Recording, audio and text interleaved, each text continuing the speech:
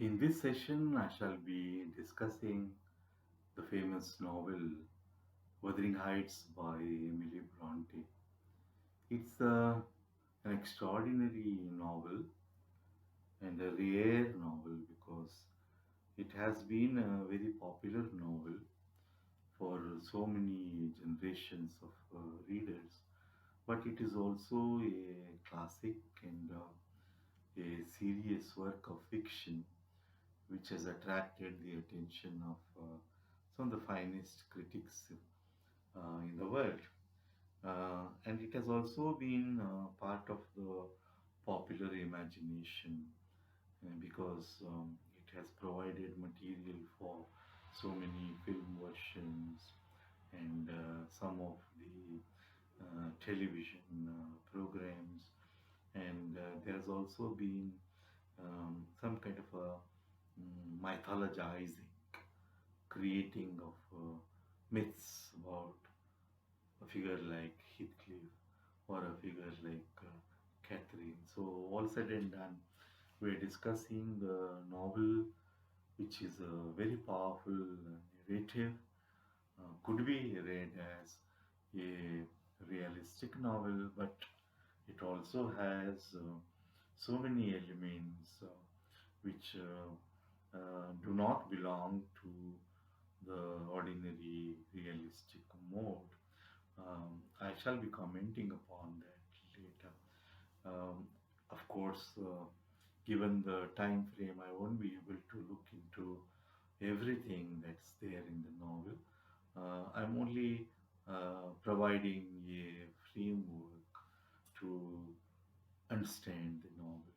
If we are looking only at the narrative of the novel, this is a story about three generations of two families who reside in two houses, namely Thrushcross Grange and Wuthering Heights. Wuthering Heights, which has given the title to the novel, is known as Wuthering Heights because it's always open to uh, what's described in the novel as the atmospheric tumult, um, great disturbance, unexpected changes in the weather, and especially the blowing of very powerful winds, which are so powerful that the trees around the old manor house called um, Wuthering Heights are twisted and bent. And we are told that it's a local word uh, which means precisely this, something which is open to the buffeting, of the powerful wind and rains and snow, etc. On the other hand, in contrast to this, you have thrush cross grange, the word grange, and then the name of the bird thrush. They together they suggest a peaceful, a calm, and maybe a far more attractive dwelling. Now there are the two families, the Earnshaw family, uh, which resided for a long time in Wuthering Heights, and the Linton family, which resided here in Thrushcross Grange.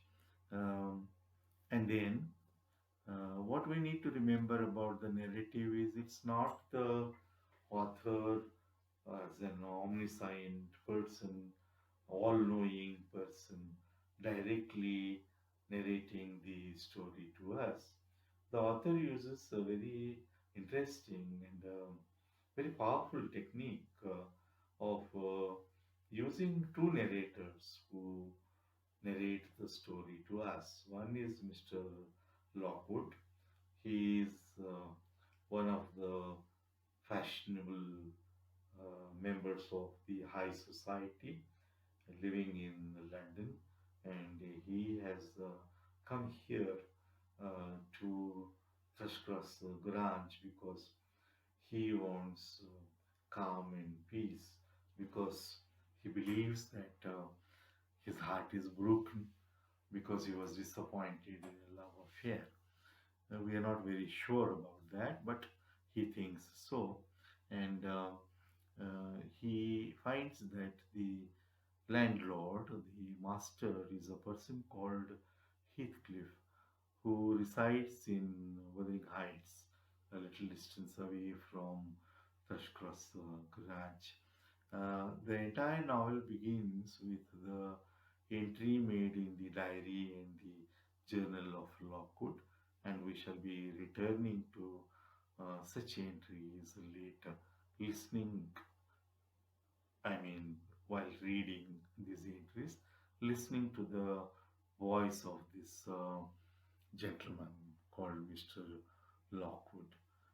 He tells us part of the story, and interestingly, he enters into the narrative when almost all the major incidents of the narrative are over. You see, if you look at the arrangement of the time frame here, um, when Lockwood comes as an occupant of Thrushcross Garage, the story, the major story of the novel is nearing its end. Only the last part is left.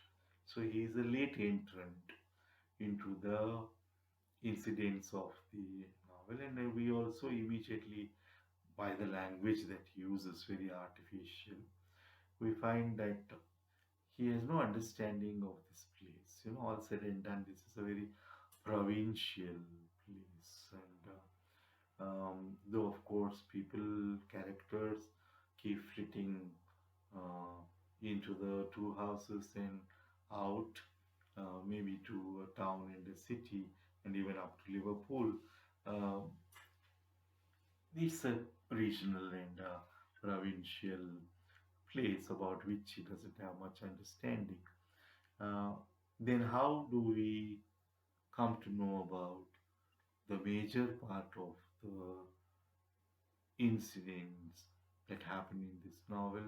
It's almost like a flashback going back into time. And this happens because the other narrator is Nellie Dean, who is now the housekeeper at Thrushcross Garage. But she has also been a person, very special kind of person, who has been a witness to all those incidents of the past. In a way, she has grown up with uh, Heathcliff and the first Catherine, and her position in the family is also a unique one. She is a servant maid, but of course occupies a higher place. She is almost like a member of the family because ever since she remembers, she has been a close companion to the young people.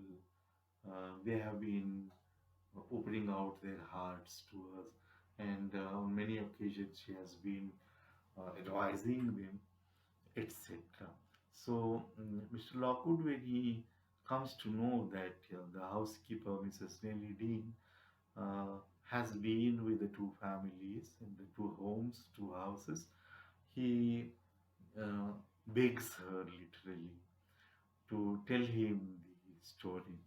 And he has to do that because of the very strange experiences that he has at Wuthering Heights when he pays two visits to meet the landlord, whom he knows only by name, that he is Mr. Heathcliff.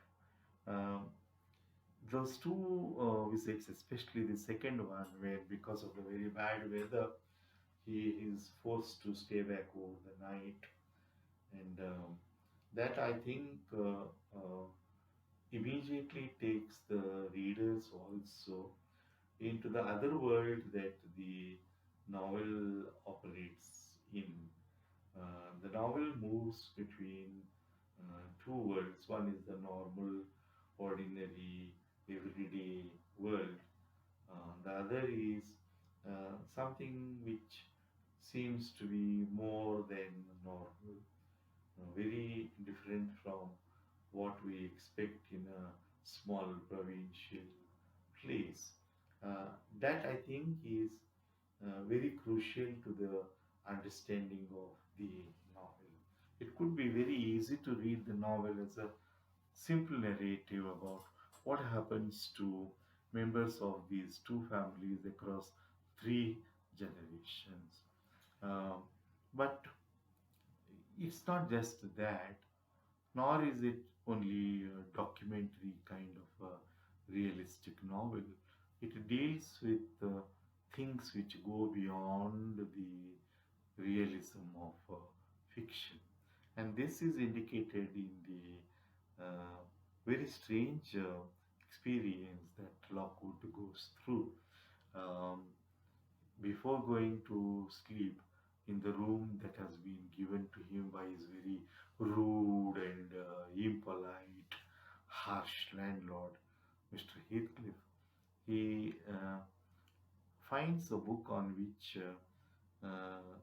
three names are written: Catherine Earnshaw, Catherine Linton, Catherine Heathcliff. Uh, we are immediately uh, taken into the larger issues which are there in the novel. Why are there these three names for one person called Catherine? As we see later in the novel, these are the three selves and the three identities, and therefore the novel is dealing with this very in-depth um, way with a major psychological experience of how in one human being there are these different selves, and that's why Catherine has written three of her names. Mr. Lockwood, of course, is not aware of what this is, etc., and he is tired and he is in a stupor, and he goes into a disturbed sleep, and suddenly he feels that somebody is knocking on the pane of the window. And when he goes near the window, he finds that there is a little girl, spirit or a ghost or a real person. We don't know. She identifies herself with the name he has seen on the book, and she is saying, "Let me in, let me in." And when he puts his hand through a broken uh, part of the window pane, the person standing outside, or the spirit, seems to grab his hand, and the only way he can pull it out is by rubbing that little hand of that girl on the broken pieces till it starts hurting and bleeding. And then, of course, he and the readers realize that this was like a nightmare, not a real thing. But when he talks about it to Mr. Heathcliff, the impact on Heathcliff is very devastating and most surprising, because this rude and impolite person suddenly appears to be someone very different, um, because he wants to believe that there is someone outside who is saying she has been waiting for, say, 15 years or so, um, and he wants that person to come in any form. Look at the, I've talked in detail about this particular incident. I'm not going to do that with other incidents, but this is important because it introduces two things. One is, as I said, the two levels at which it operates: the realistic, where we are seeing what could have really happened in a provincial place in the 19th century. Okay, and the other is the other order of things where there are spirits believed in, ghosts which appear to people at the end of the novel, and then things like a romantic love which lasts beyond death. It is about a relationship which brings sorrow and self destruction. It is about feelings and passions which cannot be given a room or a space in a normal society. But there is a normal life also which has to go on. This is what the novel is about, and the narrative is about the conflict between what is generally described as a civilization, which refers to the norms of the society, norms of behavior, norms of institutions like marriage, etc. And here in the novel, these norms are broken again and again, especially by the two major characters, Catherine and then Heathcliff. Let me jump over to the later part of the narrative to talk about how Catherine is a person who breaks the norms, and she has been doing it even as a little child. Heathcliff is introduced into the novel as an orphan child, uh, a foundling, a lost child who was brought by Mr. Earnshaw, the father of Catherine, of the first generation that we see in the novel. We don't know what made Mr. Earnshaw bring Heathcliff into the family, and the very first introduction of Heathcliff creates feelings of dislike, disturbance in the family, because he is for in the eyes of the other children, that is Catherine and her brother Hindley Earnshaw, um, the feeling that he's the other and he's the uncivilized and he's the brute because of his very dark eyes and his complexion, which is also dark, and he looks like a gypsy. He's not like the normal white child. So we should not forget that Heathcliff is an outsider entering or trying to enter into a society which is more or less a settled society with its own norms. So, after the initial dislike, Catherine becomes very close to her companion Heathcliff, and because of the lack of parental discipline or care, Mrs. Earnshaw dies early.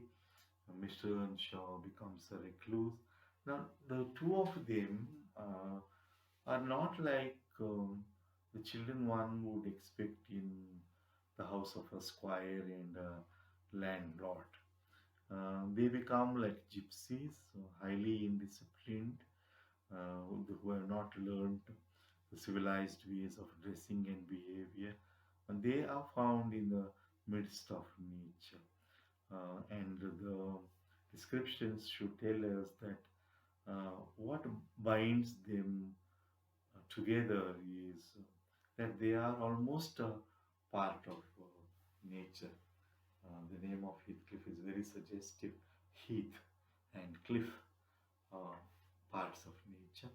And this is the bond that they have, and it is also a bond which is strengthened by Catherine's feeling that Heathcliff is uh, someone who is treated very unjustly and cruelly by her brother Hindley, because Hindley, maybe because he feels that his father gave too much of affection to Heathcliff, which actually should have come to him, he ill treats him. There's a lot of violence also in the novel, especially perpetrated on the children. And Heathcliff is not only an outsider and alien, but also ill-treated, deliberately made to grow up like an illiterate, crude person. And this feeling is also one which strengthens the bond between the two. She feels that she's with the victim, and she begins to dislike these norms even later when they all grow up, and Hindley returns home with a wife who is very sophisticated, and who, after giving birth to a child who later is seen as Hareton, the child of Hindley and his wife. Okay. At that time also, it is Hindley who ill treats, and therefore, in a way, Heathcliff represents the racial other. One should not ignore this fact that there are so many hints given in the early part of the novel and later also, that probably he belongs to a different race, and that's the reason why there is this very unconscious racial hatred, at least in Hindley and Shaw. All right. Uh, what else happens here? Where does the conflict begin? The conflict actually begins when the two children go out of curiosity near Trashkara's ranch, and Catherine is bitten by a dog, and she has to recover by staying in Trashkara's ranch. And there is the Linton family, the father, again of the first generation, is a magistrate and therefore slightly higher in the social status and scale compared to Mr. Earnshaw, who is a landlord. Um, and here you find two things. One is, of course, civilized behavior, politeness, and appearance, etc. But also, don't ignore that, but also mean mindedness and self-centered uh, behavior. And also, most importantly, which I think Emily focuses upon, is the hidden cruelty, um, which not only is seen in uh, letting off the dog uh, towards the children just because they have trespassed, just because they look like gypsies. And then later also, one can see prejudices, class prejudices. So, what's now our understanding of the novel when we come to this? Okay, the novel is also about the conflict between the social classes, and the social classes, especially because of how Catherine and Heathcliff have grown up, it also becomes a conflict between what can be broadly called civilization and what can be called the other of civilization, where you have the powerful passions, powerful emotions, sorry, and the powerful relationships also, like the one between Catherine and Heathcliff. What happens throughout the novel is uh, the author, through the two narrators, is able to take a critical view of the two participants in the conflict, civilization and the world of passions. She does not romanticize uh, romantic love. She does not romanticize passion because we see that it is destructive. It doesn't bring any happiness to Catherine and Heathcliff. And when you look at it from Nelly's point of view, uh, it's probably not possible. You know, the civilized society with its norms may not be able to provide space for such things. It has to be suppressed, and therefore it meets with frustration as it happens in the life of Kathy. I again want to go into the narrative. Heathcliff, who goes away, disappears after listening, overhearing um, a part of the conversation between Catherine and Nelly Dean, which I think is a magnificent scene, maybe the very central part of the novel, because that's where Catherine is explaining, after having stayed with the Lintons, she has returned to Wuthering Heights as a very changed person. Now she looks like a very lovely, civilized young girl uh, who has learned manners by staying there, and she is already finding Heathcliff to be inferior and maybe not of her class. So that has already come into her. And then things have happened, and Hindley is also in support of a marriage between Catherine and Edgar Linton, the son of Mr. Linton. Now we are entering into this second generation. Um, she tells Nelly Dean that all right, she is willing to marry Edgar Linton because she'll be moving up in social status, and he's not a bad person, though she sees that he's weak.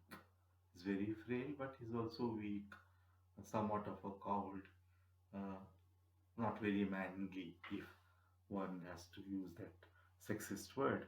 Um, but despite that, she is willing to marry him because she wants security, and she probably genuinely also wants a bit of the civilized world.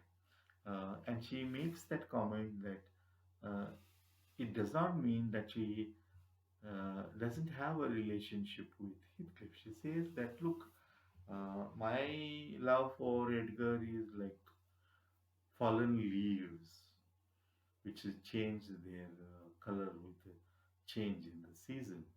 Whereas my love for Heathcliff um, is like the eternal rocks beneath the earth. If one were to go by these images, and let me also say, there are throughout the novel extraordinary images which really communicate the meaning of the novel rather than the incidents. Um, and somehow she hopes that the two can be reconciled and she can manage with both the relationships. It's not a question of adultery, don't misread it. It's her naive, innocent belief that she can have both of them.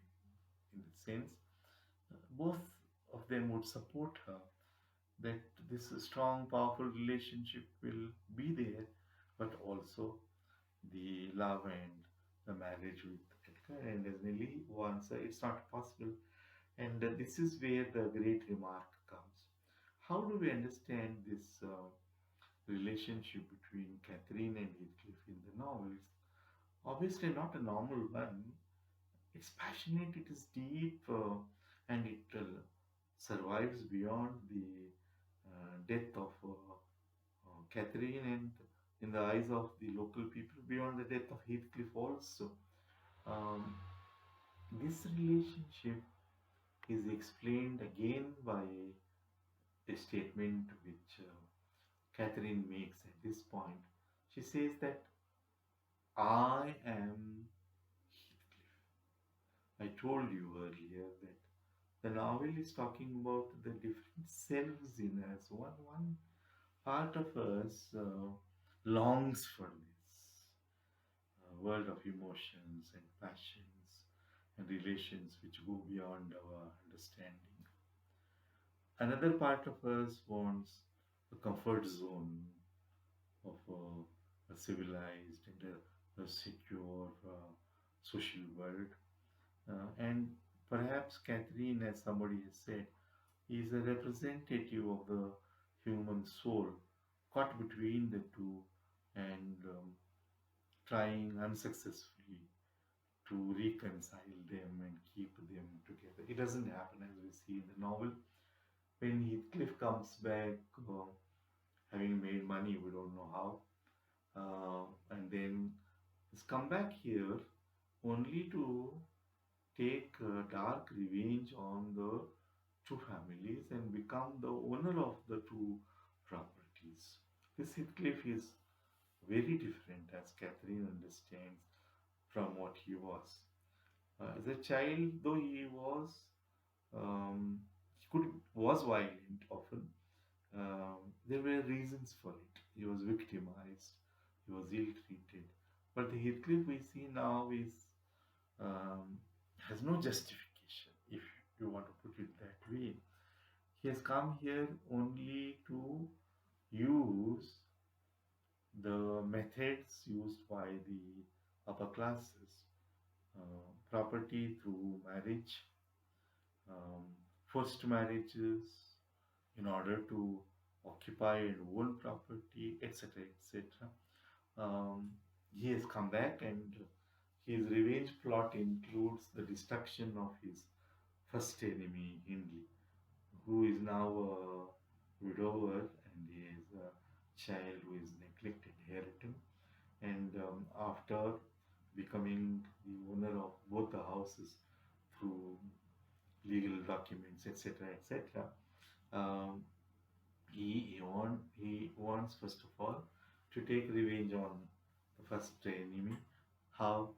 By supporting him to gamble and by making him an alcoholic, and he brings about the end of Hindley Earnshaw. That's one part of his revenge. The other part is he wants Hareton, the child of Hindley Earnshaw, to be what he was as a child, uncared for, brutish, uncivilized. But of course, Heathcliff fails in this part of the revenge because Hareton, under the influence of the child of Catherine and Edgar Linton, who is also named Catherine the second, who is now becomes the daughter-in-law of Heathcliff through a deceptive marriage with his son. Um, well, all this happens in the novel, but where are we in relation to those conflicts and those serious issues? Of course, Catherine dies of brain fever and also because of what's known as a puerperal weakness after giving birth. But her death is caused, as we see in those very disturbing incidents, because she realizes that these two, Edgar Linton and Heathcliff, will remain enemies, and there is no way she can reconcile the two. And that realization, in fact, breaks her, and she acknowledges towards the end of her conscious life that she needs Heathcliff. It's because they are made of this, their souls are made, as the novel tells us, of the same stuff. But then Heathcliff uh, is now on decline. All that um, brutish energy which he had used to take revenge and become a greedy owner of the two properties now is ebbing out, and is gradually feeling that there no purpose is uh, left in his life, and he keeps longing more and more. And we see towards the end that Heathcliff, in a way, is renouncing the world very strangely. To gain it, to gain that property, to become somebody, he had done what he should not have. But now he begins to change, and he begins to see that Heriton is exactly what he was, and that despite all his curves, the two people, the widowed second Catherine and Heriton Earnshaw, they have fallen in love probably, and they are um, probably going to enter into a relationship. There again, his revenge plot is failing, especially because the second Catherine is in a way chip of the old block, very strong, very powerful, like a mother, and very indisciplined also. Uh, Heathcliff, in this part of the novel, uh, despite of the villainy that he has practiced, now gains our sympathy because he is suffering. And it is a suffering perhaps which he himself cannot understand. It's the suffering of the separation from his soulmate, which even forces him on a strange occasion when he opens one part of the grave and wants to sleep there. It's a primordial longing. This is what Emily is trying to depict here. It's not the usual kind of romantic love celebrated in poetry. It's a very demonic kind. It's a destructive kind. It's a strange kind of relationship which has so much power. It amazes everyone. It amazes the readers also, but it is also destructive. And the physically and mentally powerful Heathcliff now is on decline, and in scene after scene, he seems to be only waiting for the end which will take him to uh, the dead Catherine. And meanwhile, as someone has suggested, there is a pattern of the storm and the calm in the novel. We move between such moods and such contexts in the novel, and towards the end, um, after the extraordinary death, and I don't think anybody can forget that scene after reading the novel on that rainy and stormy night. Heathcliff keeps the windows open because he thinks that somebody wants to come in. And keeping his eyes open, we don't know what happened during the night. The next morning, the servant finds him uh, in that strange appearance. There's a look of ecstasy, intense happiness, as though his wish has been fulfilled. His two large dark eyes seem to be burning with that light of ecstasy, so much so that the servant wants to close those eyes. So once again, we are in the other world where um, somehow, with all that great suffering, Heathcliff dies probably at the last minute, experiencing that is once again one with Cathy. That's how the death of Heathcliff occurs, and after a gap, the narrative brings us to a slightly later period when um, the two young people, the second Catherine and Hareton, have acknowledged their love for each other, and they are now going to get married on the new year. But The novel doesn't end with that happy news. The people, the local people, feel that they have seen Heathcliff and the first Catherine running around on the heath. We don't know. The spirits may still be wandering, and most importantly, not as adults, but as they were in their childhood. So there is this power to the entire narrative, which, as I have tried to summarize, um, deals with the conflict between passion and civilization, the dark instinctive forces and the forces of society, and then, of course, the way in which the individual, the human individual, is caught between these two pulls and finds it so frustrating that the two cannot be reconciled.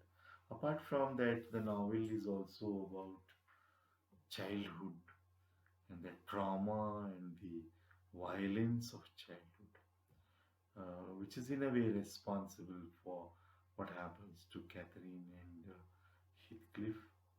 It's also about two ways of life, two types of the imagination. In that wonderful conversation between the first Catherine and Edgar, where they talk about how they imagine their paradise, you know. And Kathy says, your paradise would be a very dull place. And Edgar says, your paradise would be a little too disturbing. So the novel has this strength because of the objectivity of Emily Bronte, who is able to see these conflicts without taking sides. Um, I won't go into the debate whether she seems to be leaning more towards passion and more towards uh, the natural instincts. I think that's not so. Uh, she gives the readers, through those two unreliable narrators, um, a view of how these conflicts continue, and how there is a possibility of good things happening.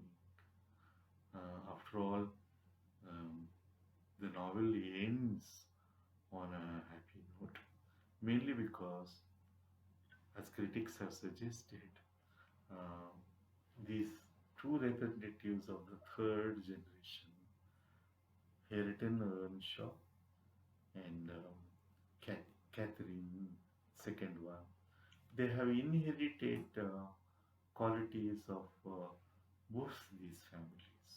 You see, um, probably they have this mixed inheritance where those two which were opposite have come together in them. That would be one way of looking at the novel. As I said when I began, it's a complex novel, extremely well structured and organized. The language is so very suggestive. So I have given you only one glimpse, one way of